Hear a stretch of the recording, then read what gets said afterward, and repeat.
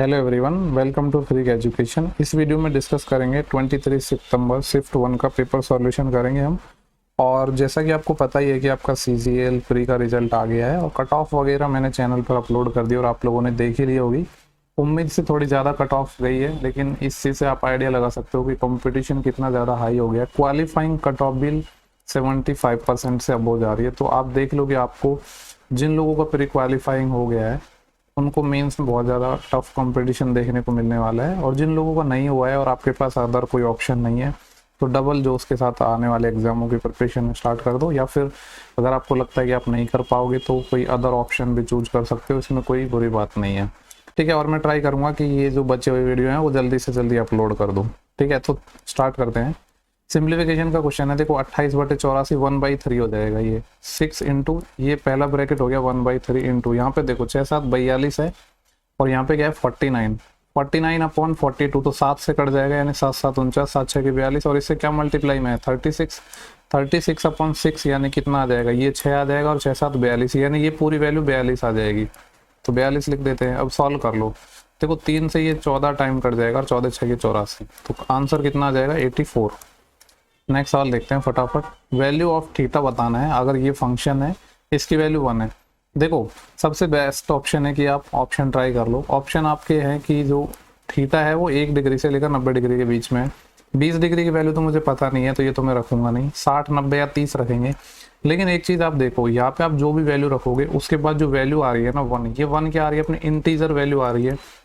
तो अगर यहाँ पे इंटीजर आ रहा है और यहाँ पे अपने पास एक तो रूट में फंक्शन है और एक विदाउट, यहाँ पे साइन थीटा है, तो आप साइन थीटा की ऐसी वैल्यू लो जो रूट ना दे, क्योंकि हमें ओवरऑल वैल्यू इंटीजर चाहिए ना, तो रूट नहीं आना चाहिए। तो अगर मैं साइन 60 लेता तो साइन 60 पे रूट आता तो गड़बड़ हो जाती, तो ये ऑप्शन नहीं हो पाएगा। अगर साइन 30 लेता हूँ तो 1/2 आएगा।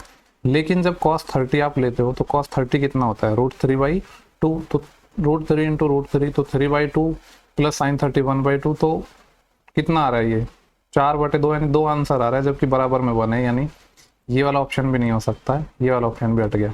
तो यही ले दे के एक ऑप्शन बचा है 90। जब 90 पुट करोगे तो ये तो 0 हो जाएगा और साइन 91 हो जाएगा, तो थीटा की वैल्यू क्या आ जाएगी 90 डिग्री आ जाएगी। अप्रोच मैंने आपको बता दी थी कि ऐसा फंक्शन लेना था जो रूट ना दे।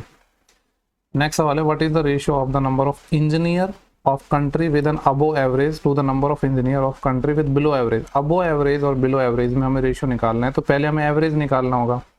देखो सबको जोड़ लो सिंपली, 2 और 2 4 और 2 6 से भाग दे देंगे। फिर हो सकता है डाटा ब्लर दिख रहा हो, ये 20 लिखा है, ये 55, तो 50 20 कितने हो जाएंगे 75, और यहाँ पे है 25 तो 100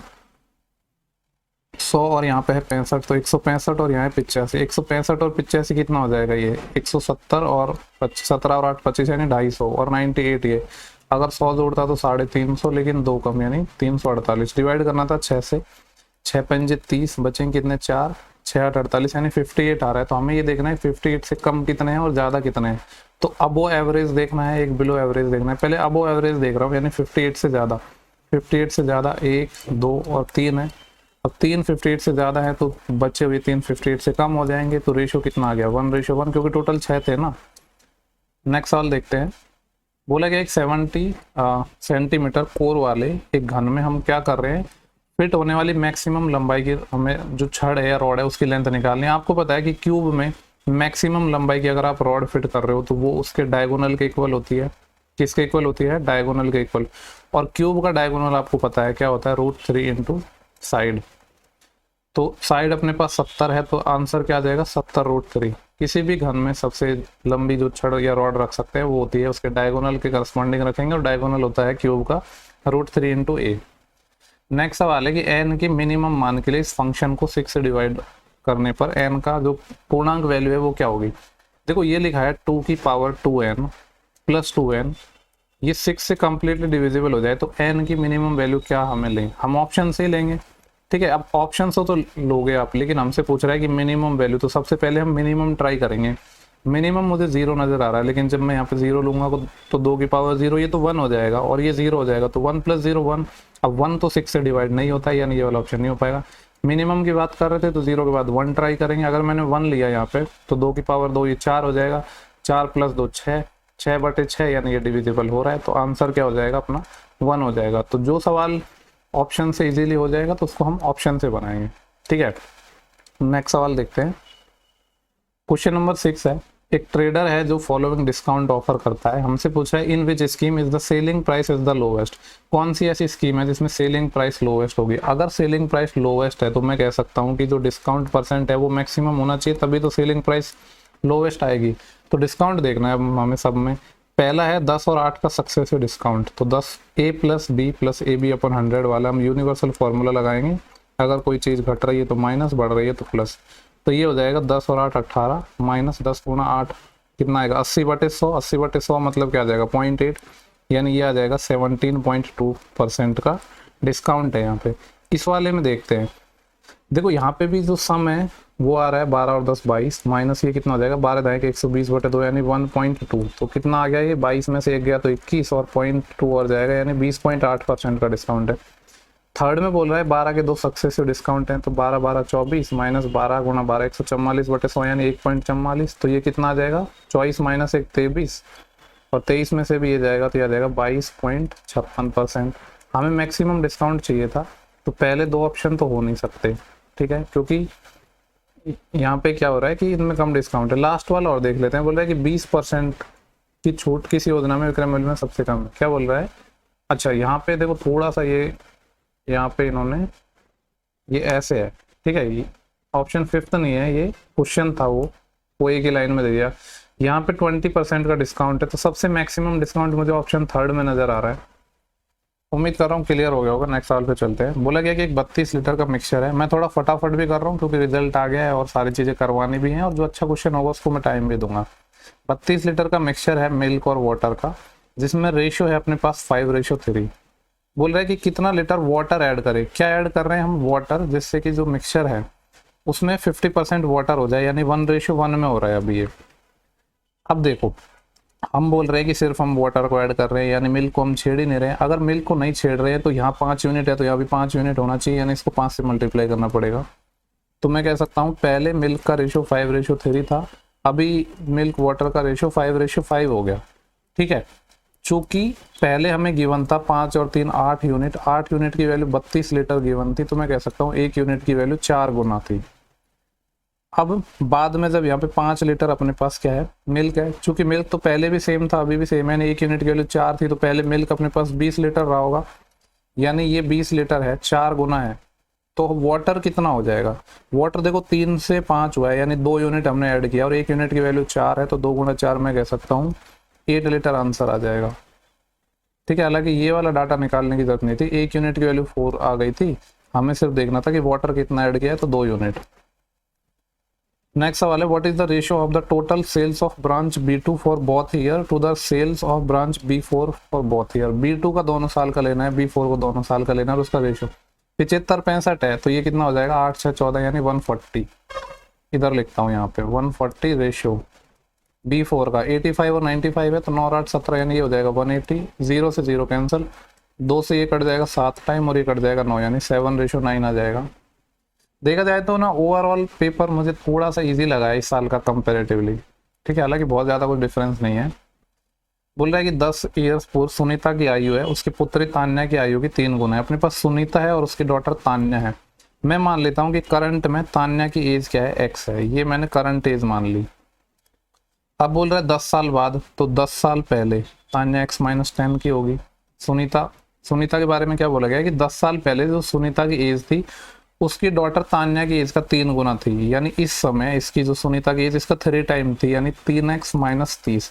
आप लोगों को ध्यान हो तो एक सिमिलर सवाल हमने करा था जिसमें मैंने बोला था कि डिफरेंस हमेशा सेम रहेगा दोनों की एज में, सेम डिट्टो सवाल वैसा ही है। ये बोल रहा है अब से 10 साल बाद सुनीता की आयु है तान्या की आयु का डबल हो जाएगी। अब से 10 साल मतलब करंट से 10 साल, तो करंट से 10 साल बाद तान्या की आयु कितनी होगी x+10, तो 10 साल बाद सुनीता की जो एज है तान्या की एज का डबल, यानी इस समय सुनीता की एज इसका जस्ट डबल है, यानी इस x+10 का डबल 2x+20।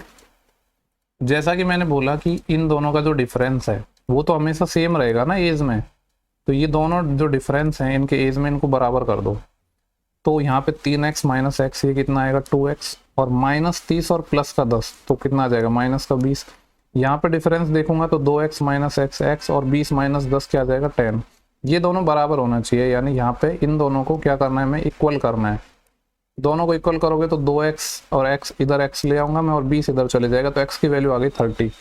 पूछा क्या है कि करंट एज बताना है, करंट में उनका एज का हमें क्या बताना है, रेशियो बताना है। देखो करंट एज अगर मैं यहाँ पे निकालूँ तो x मुझे पता है, x मेरा 30 आ गया, तो जो तान्या है उसकी एज तो हो गई 30।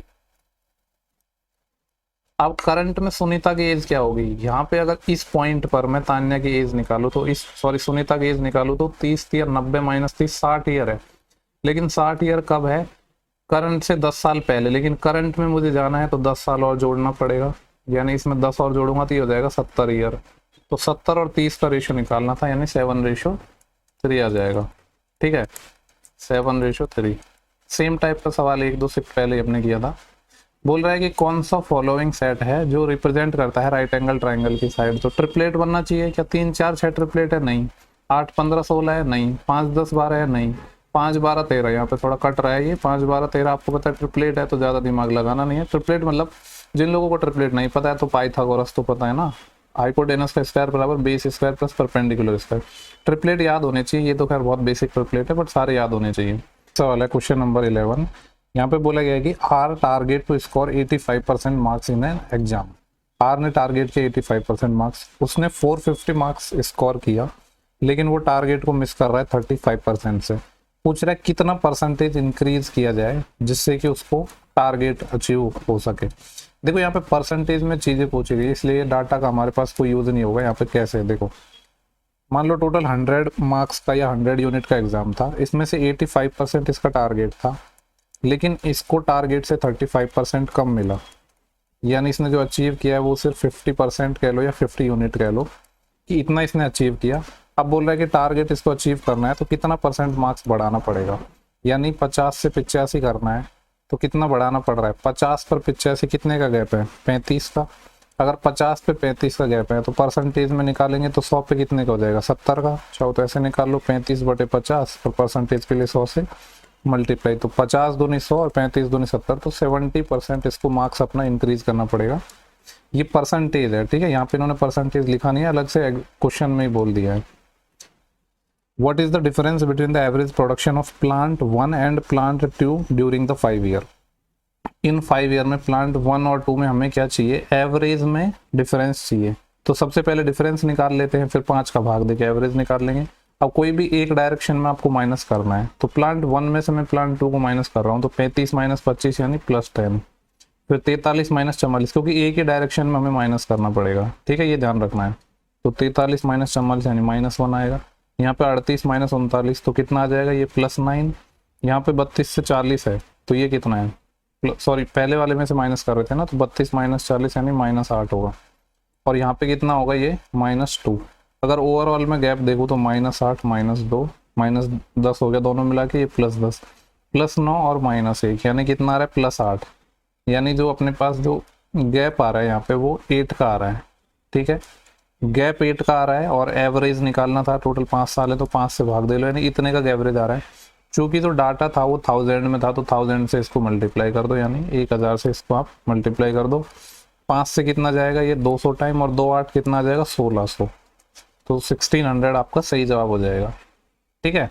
हमने देखो एक तो तरीका था कि अलग अलग जोड़ के डिफरेंस ले लेते, तो वो चीज़ हमने पहले ही कर ली। बोला एक टैंक है जिसको पाइप ए 4 घंटे में फिल कर सकता है, जबकि पाइप बी सेम टैंक को 6 आवर में फिल कर सकता है। एलसीएम आ जाएगा 12, 4 तिया 12, 6 दूनी 12। बोला गया कि 8 AM पर दोनों पाइप 8 AM पर पाइप ए को खोला जाता है, पाइप बी को 9 AM पर हम खोल रहे हैं, तो टंकी किस समय भर जाएगी। देखो पाइप ए अगर 8 AM पर खोल रहे हैं तो 8 AM से 9 AM तक पाइप ए भरेगा। पाइप ए भरेगा 1 आवर में, कितना यूनिट भर देगा, 3 यूनिट। अब 9 बज गए, यहाँ पे अभी टाइम हो गया 9 AM, अब दोनों भरेंगे, बच कितना रहा है, टोटल 12 यूनिट था, 3 भर गए, यानी 9 यूनिट हमें अभी फिल करना है। और भरेंगे कौन, अब दोनों भरेंगे, क्योंकि 9 बजे तो पाइप बी को भी स्टार्ट कर रहे हैं ना, तो 3 और 2 5 की एफिशिएंसी से भरेंगे, तो 5 एकम 5 यानी 1 सही 4/5 आवर और लगेंगे इसके बाद। अगर थोड़ा इसको और सॉल्व करना है तो 1 आवर, और 4/5 आवर, आवर को मिनट में बदलने के लिए 60 से मल्टीप्लाई करना पड़ेगा, तो 4/5 कितना आ जाएगा, 48 मिनट, क्योंकि 5 से काटोगे तो 12 टाइम, और 12 चौके 48, यानी 1 आवर 48 मिनट और लगेगी एक्स्ट्रा। तो जो टाइम होगा वो कितना हो जाएगा, 9 बजे में 1 घंटा 48 मिनट और जोड़ना है तो 10:48 हो जाएंगे सुबह के, यानी AM। Option third. नेक्स्ट सवाल है क्वेश्चन नंबर 14। बोला गया है x बराबर दिस, y बराबर दिस एंड z बराबर दिस, तो वैल्यू ऑफ दिस। देखो यहाँ पे सिर्फ आपके पास इक्वेशन है x y z, 3 इक्वेशन है, वेरिएबल 3 से ज़्यादा है। तो यहाँ पे हम कुछ मान लेते हैं। देखो फंक्शन में जो ट्रिग्नोमेट्रिक फंक्शन है उसमें एक तो t आ रहा है, यहाँ पे भी t है, एक u आ रहा है और एक क्या आ रहा है, t और u आ रहा है दोनों जगह। तो मैं t और u को कुछ मान लेता हूँ, दोनों जगह cos और sin ही आ रहा है, तो 45 डिग्री मान लेते हैं, ज़्यादा बेटर है। तो x कितना आ जाएगा, अगर 45 माना मैंने तो cos 45 1/√2 होता है, यानी r/√2 आ जाएगा। y कितना आ जाएगा, 1/√2 1/√2 तो 1/2 हो जाएगा, यानी r/2 आ जाएगा। और z कितना आ जाएगा, सेम सिमिलरली यहाँ पे ये 1/√2 1/√2 1/2 आ जाएगा, यानी r/2। यानी y और z तो बराबर ही हो गए। यहाँ पे रख देते हैं, x की वैल्यू रखेंगे तो r² प्लस y² कितना आ जाएगा, r²/4 प्लस z² कितना आ जाएगा, r²/4। इसको सॉल्व करना है, इन दोनों का सम करोगे तो 2r²/4 यानी r²/2, और ये r²/2 है तो कितना हो जाएगा 2r²/2, तो सिर्फ कितना बच जाएगा r²। कौन सा ऑप्शन है r², ऑप्शन नंबर 2। बाकी बेसिक से भी कर सकते थे बट थोड़ी हमने वैल्यू पुटिंग कर ली। बोला गया कि 18 और a का मीन प्रोपोर्शनल हमें बताना है। मीन प्रोपोर्शनल क्या होता है, दो संख्याओं का a इंटू b का अंडर रूट, यानी 18 गुणा a। मीन प्रोपोर्शनल 30 गिवन है और a की वैल्यू पूछी, यानी इसका स्क्वायर करेंगे तो 18 गुणा a, और इसका स्क्वायर करेंगे तो कितना आ जाएगा 900। 18 पंजे 90, यानी जो a की वैल्यू है वो कितनी आ जाएगी 50। बोला गया इसको सॉल्व करना है। देखो यहाँ पे ये लिखा है, अगर इसको मैं a मान लूँ तो ये a³ लिखा है, इसको अगर मैं b मान लूँ तो ये b³ लिखा है, इसको c मान लूँ तो ये c³ लिखा है। माइनस का क्या है 3abc, और नीचे क्या लिखा हुआ है a² plus b² plus c² minus ab minus bc minus ca। तो आप लोगों को बस फॉर्मूला पता होना चाहिए सवाल में, मतलब लिखने की जरूरत नहीं थी, डायरेक्ट वर्बली सॉल्व हो जाता है। क्योंकि जब इसका फॉर्मूला आप लिखते हो तो इसका फॉर्मूला आता है a plus b plus c into, यहाँ पे जो भी आएगा a² plus b² plus c², यानी ये वाली चीज़ आएगी सेम, यहाँ पे ये सेम चीज़ आएगी। तो ये चीज़ इससे कैंसिल हो जाएगी, सिर्फ बचेगा क्या a plus b plus c, यानी तीनों का सम। तो 232 प्लस 140 प्लस 353, इनको ऐड करना है। 3 और 2 5, फिर 5 और 4 9 और 3 12, एक कैरी, 1 और 3 4, 4 1 5, 5 2 7, यानी कितना आ जाएगा 725। नेक्स्ट सवाल देखते हैं, क्वेश्चन नंबर है 17। बोला गया एक थीप को नोटिस किया जाता है पुलिसमैन के द्वारा, एक दूसरे से दोनों 92 मीटर की दूरी पर है। यहाँ पे है अपने पास पुलिस, ठीक है, और यहाँ पे है thief. The thief start running and policeman chase him. The thief and policeman run at the speed of 90 and 104। Thief भागना स्टार्ट करता है 90 की स्पीड से, पुलिस भागती है 104.4 की स्पीड से। बोल रहा है कि how much time will the policeman catch the thief, तो कितने टाइम में पुलिस वाला चोर को पकड़ लेगा। तो सिर्फ हमसे टाइम पूछा है, टाइम क्या होता है distance upon speed, time second में, डिस्टेंस था 92 मीटर। देखो सेम डायरेक्शन में जा रहे हैं, रिलेटिव स्पीड लग जाएगा तो माइनस हो जाएगा, तो दोनों के बीच में डिफरेंस कितना है 10 और 4, 14.4 का है। लेकिन ये किलोमीटर पर आवर में, तो इसको मीटर पर आवर में बदलना पड़ेगा, तो 5/18 से मल्टीप्लाई सॉल्व करना है। देखो 18 × 144 होते हैं, यानी 0.8 टाइम ये चले जाएगा, और 8 और 5 का मल्टीप्लाई करोगे 0.8 और 5 का तो 4 आएगा, और ऊपर 92 है, 92/4 कितना आ जाएगा 23 सेकेंड। 23 सेकेंड कौन सा ऑप्शन है, थर्ड। नेक्स्ट सवाल देखते हैं। बोला गया है कि अमन के पास सर्टेन नंबर ऑफ नोट्स हैं, 20 रुपये और 10 रुपये के। 20 रुपये के इसके पास नोट्स हैं और 10 रुपये के नोट्स हैं, और जिनका जो अमाउंट है वो टोटल 390 रुपये है। फर्दर बोला गया है, देखो 20 रुपये के नोट मुझे नहीं पता है कितना, तो x मान लेता हूँ, 10 रुपये का नहीं पता है तो y मान लेता हूँ। तो मैं कह सकता हूँ 20x plus 10y equal to क्या है 390 रुपये। यहाँ से इसको थोड़ा सा सॉल्व कर सकते हैं, सब में 0 कट जाएगा तो ये हो जाएगा 2x plus y is equal to 39। एक इक्वेशन तो यहाँ से बन गई। आगे बोला गया if the number of notes of each kind are interchange. Number of notes को हम इंटरचेंज कर रहे हैं, यानी पहले इसके पास x नोट थे, अभी इसके पास y नोट होंगे, इसके पास x होंगे। 20 रुपये के y नोट तो अभी 20y आ जाएगा, ये 10x आ जाएगा। तो अभी जो वैल्यू है न्यू अमाउंट वो 90 लेस देन है बिफोर से, यानी पहले जो था उससे 90 कम है, यानी अभी कितना है 300 है। यहाँ से भी देखो सब में से 0 कट जाएगा तो ये आ जाएगा 2y plus x is equal to 30। ठीक है, हमसे पूछ रहा है find the number of notes of 20 के नोट्स बताने, यानी 20 के नोट्स इनिशियल हमने क्या माने थे x, यानी हमें x चाहिए होगा, x चाहिए होगा तो y को हटा दो। देखो यहाँ पे y, अगर पहली वाली इक्वेशन को, यहाँ पे पहली वाली इक्वेशन को मैं 2 से मल्टीप्लाई कर दूँ तो 2y हो जाएगा, ठीक है। इसमें से माइनस कर देते हैं इक्वेशन 2 को, तो अपनी बात बन जाएगी। 2y में से 2y जाएगा तो कैंसिल हो जाएगा। पहले वाले को 2 से मल्टीप्लाई किया था तो ये 4x आ गया, और माइनस x है यानी 4x माइनस x 3x। पहले वाले को 2 से मल्टीप्लाई किया तो 78, 78 माइनस 30 कितना आ जाएगा, ये डायरेक्ट लिख दो 48, ये 48 आ गया। यानी मैं कह सकता हूँ यहाँ से जो x है वो अपना आ जाएगा 16 3 48। x पूछा था सवाल में क्योंकि 20 रुपीज के नोट्स को रिप्रेजेंट कर रहा है x। नेक्स्ट सवाल देखते हैं। बोला गया है कि 500 रुपए के मूलधन पर 3 ईयर के लिए 5% का सिंपल इंटरेस्ट और इसी सेम प्रिंसिपल पर 4 ईयर के लिए सिंपल इंटरेस्ट पर जो डिफरेंस है वो कितना होगा। देखो 3 ईयर के लिए 5% के हिसाब से जो इंटरेस्ट आएगा वो 15%, फिर 4 ईयर के लिए 4% के हिसाब से जो इंटरेस्ट आएगा वो 16%। इन दोनों में जो डिफरेंस है वो कितना है, 1% है, यानी जो इंटरेस्ट में डिफरेंस आएगा वो 1% है। 1% किसका, 500 रुपीज का, तो 500 रुपीज का 1% निकालोगे तो कितना आ जाएगा, 5 रुपए, क्योंकि प्रिंसिपल सेम था दोनों केस में। बोला गया कि 4 tan थीटा माइनस 3 बराबर 0 है, इसकी वैल्यू बतानी। वैसे तो इंपॉर्टेंट सवाल है, ठीक है। देखो कुछ कॉन्सेप्ट होते हैं, कुछ लोगों को पता होंगे कुछ को नहीं होंगे, पर कुछ तो पता होगा एटलीस्ट। आपको पता होना चाहिए 1 माइनस कॉस 2 थीटा बराबर होता है 2 साइन स्क्वायर थीटा बाई 2, यानी जो एंगल है उसका आधा हो जाता है। जैसे यहाँ पे 2 थीटा है ना, तो ये इसका आधा हो जाएगा यानी थीटा। सिमिलरली अगर यहाँ पे प्लस में साइन हुआ तो इस बार साइन की जगह कॉस हो जाएगा, 2 कॉस स्क्वायर थीटा बाई 2, ये था 2 थीटा, तो ये आ जाएगा थीटा।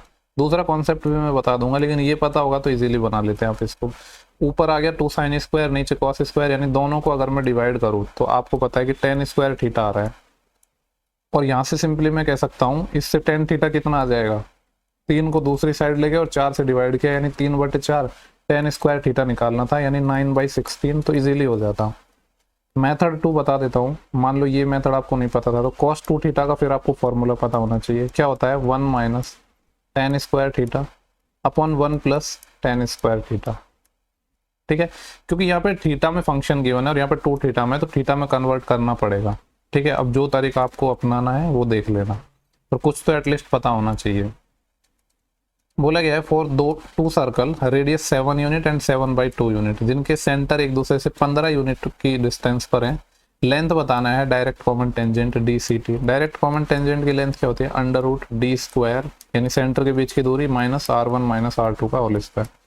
सेंटर के बीच की दूरी 15 है तो 15 का स्क्वायर 225 माइनस यहाँ पे क्या आ जाएगा R1 माइनस R2, एक 7 है दूसरा 7/2 है, यानी 7 में से क्या माइनस हो रहा है 7/2, तो ये कितना आ जाएगा 7/2 ही आ जाएगा। 7 में से 3.5 माइनस कर रहे हो तो 3.5 ही आ जाएगा, या नहीं 7/2, ये 3.5 लिख दो।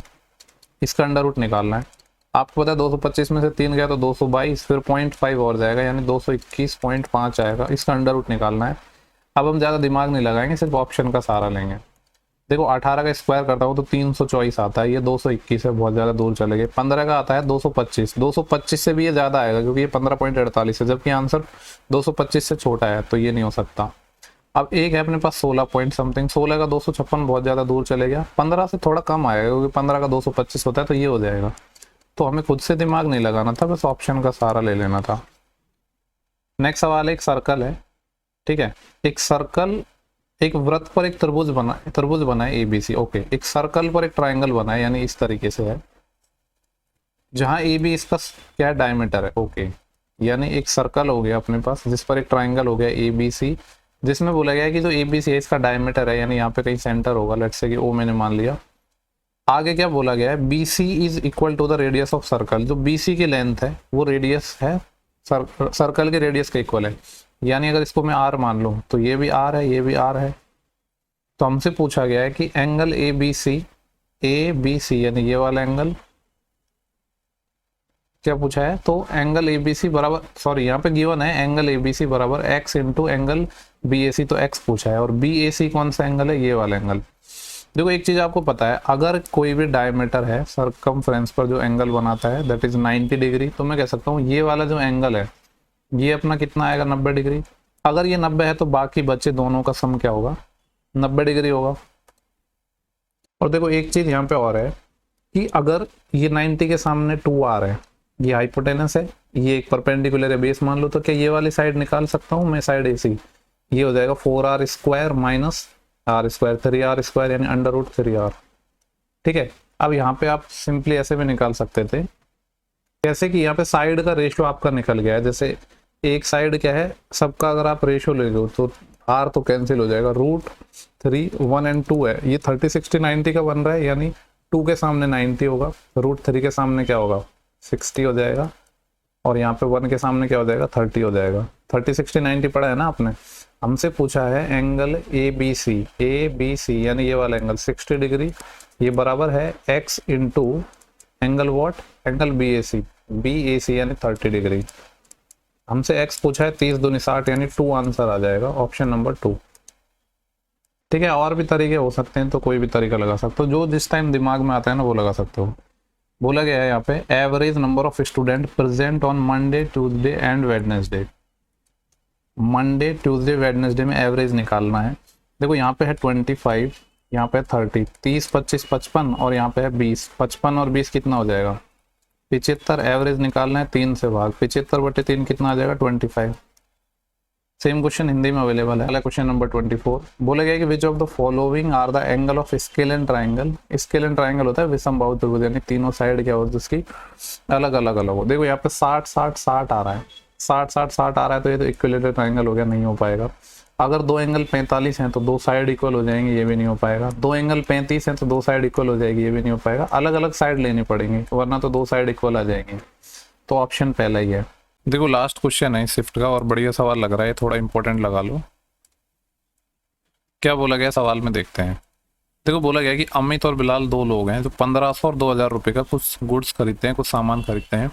अमित मार्कअप करता है अपने सामान पर कितना परसेंट, y% का मार्कअप कर रहा है, जबकि बिलाल अपने सामान पर 2y% का मार्कअप कर रहा है और साथ में डिस्काउंट भी दे रहा है y% का।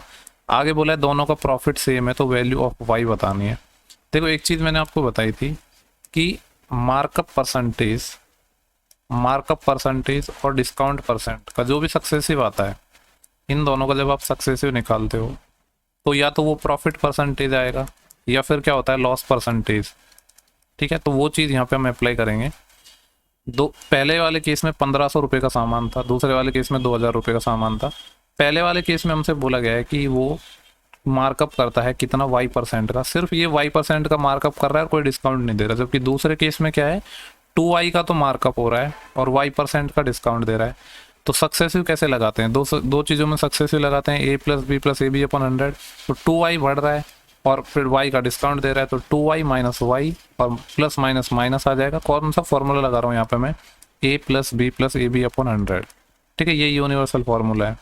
तो ये हो जाएगा 2y² 100, यानी ओवरऑल जो ये इतना परसेंटेज प्रॉफिट आ रहा है, ये क्या है प्रॉफिट परसेंटेज है ये।